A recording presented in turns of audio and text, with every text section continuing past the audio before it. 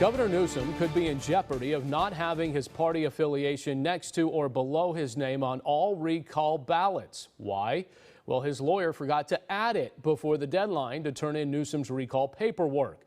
The Secretary of State, Dr. Shirley Weber, says she will not do it unless it's court ordered.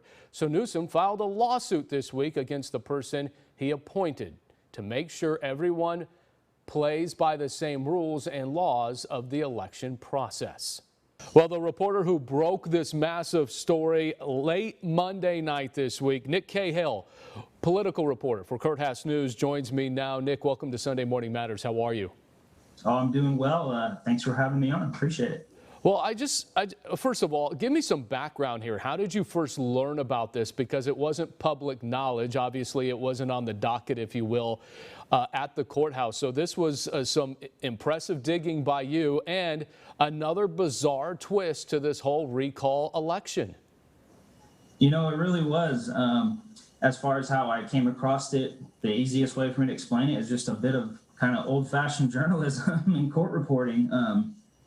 You know, the information in this case didn't come from a press release or a source. It was just literally digging through the court files there at Sacramento Superior Court. I do that almost every single day, as does, you know, most of our courthouse news reporters across the country. So I want to say we got lucky on this one, but, you know, I was just one of the first reporters to see it. And like you said, I think it added quite the twist to it Monday afternoon into the evening. It was like, wow, is this actually happening? Do we have the governor, you know, taking the Secretary of State to court over the ballot designation?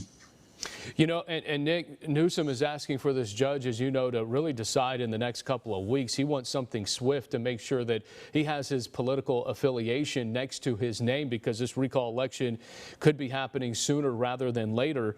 And I'm wondering, there's another new twist to the judge who has been appointed to look at this case, and I want you to get into that.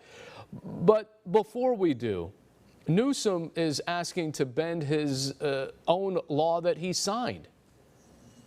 Right. He did sign changes to the state's recall election code toward the end of 2019. That, of course, was in the wake of a recall against a state senator down in Orange County, I believe it was.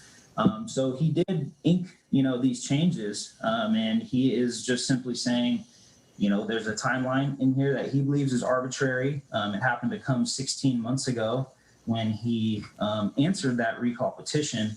And yes, he's asking the judge to kind of smooth over that timeline and allow him to get that all coveted D next to his name for Democratic Party come the fall. Well, and so let's get to that new twist. You broke this story as well. The judge presiding over the lawsuit, he was appointed by Governor Schwarzenegger, as you reported, in 2010, and then by President Trump, nominated him for a federal slot in 2020. So this may be no easy task for Newsom's lawyers to get done.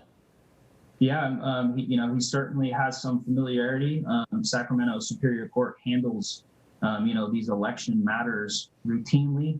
Whenever, you know, a candidate is not happy with, let's say, their ballot title, or proposition proponents, you know, don't like the way that the Attorney General, you know, stated things, these go to this court. So the judge is, you know, experienced in these matters. And yes, it could be tough for him to just allow that timeline to, you know, say it was, you know, unnecessary. However, the one thing that I will say is last year he was pretty lenient. You know, for example, on the recall proponents, he gave them the 4 extra months to get extra signatures. And he also gave some extensions to some other statewide ballot measures. So recent history shows he may be willing if the circumstances are there. But this time, I don't think Newsom's going to be arguing, you know, anything about the pandemic. You know, I wonder, and I don't know what your sources are telling you, but I wonder, the Secretary of State, Dr. Shirley Weber, appointed by Governor Newsom, I'm wondering if at all this has, I don't know, put some kind of strain on their relationship at all, or not at all. I mean, I think we could all agree at this point. I mean, it's not all roses. There's a disagreement here. we're certainly used to seeing, the governor's name or the secretary of state's name on lawsuits, but how often do you see it, them opposing each other? So I think, first of all, that's, certainly rare. You mentioned the dynamic of him appointing Shirley Weber just at the end of 2020. So there's still that fresh kind of relationship. But as far as what I've heard from her office, she hasn't really said much publicly in response to the lawsuit. Her office is saying they weren't necessarily surprised or shocked, that he responded with this lawsuit after the rejection. As for the governor, his team, Newsom's team, is not talking about the lawsuit at this point. So they say everything he has to say is in the court papers. All right. Nick Cahill, political reporter for Courthouse News. Appreciate the time this week as you'll continue to dig. Thank you. Perfect. Thanks, Alex. Well, coming up next, while the recall election has taken center stage, the $262 billion state budget has become a mere sideshow. But does it address all the needs for Californians? State Senator Andreas Borges joins me next.